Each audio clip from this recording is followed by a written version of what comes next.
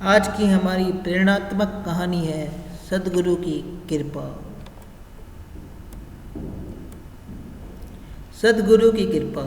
एक बार एक चोर ने गुरु से नाम ले लिया और बोला, गुरु जी, चोरी तो मेरा काम है, ये तो छूटेगी नहीं मेरे से। अब गुरु जी बोले, ठीक है, मैं तुझे एक दूसरा काम देता हूँ, वो निभा लेना। बोले, पराई स्त्री को माता बहन समझना। चोर बोला, ठीक है जी, ये मैं निभा लूँगा। एक राजा की कोई संतान नहीं थी, तो उसने अपनी रानी को दुहागन कर रखा था। 10-12 साल से बगल में ही एक घर दे रखा था, उसमें रहती और साथ ही सिपाहियों को निगरानी रखने के लिए बोल दिया। उस चोर का उस रानी के घर में चोरी के लिए जाना हुआ। रानी ने देखा कि चोर आया है।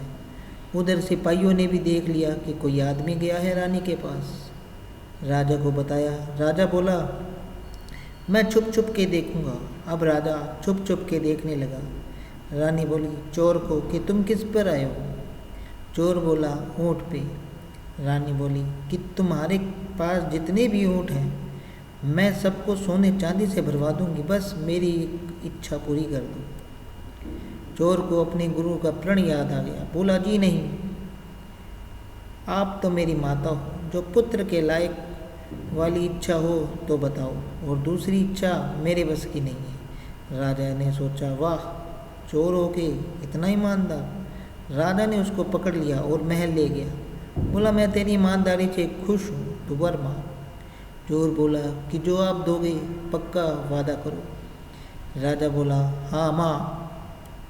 चोर बोला, मेरी माँ को जिसने आपने दुहागन कर रखा है, उसको फिर से सुहागन कर दो। राजा बड़ा खुश हुआ।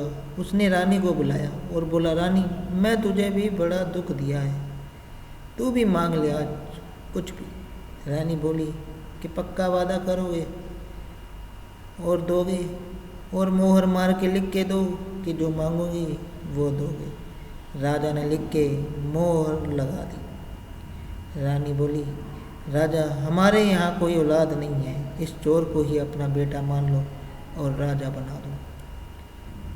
अब संत संगियों गुरु के एक वचन की पालना से राज दिला दिया। अगर हमारा विश्वास है तो कि दुनिया की कोई ताकत नहीं जो हमें डिगा दे।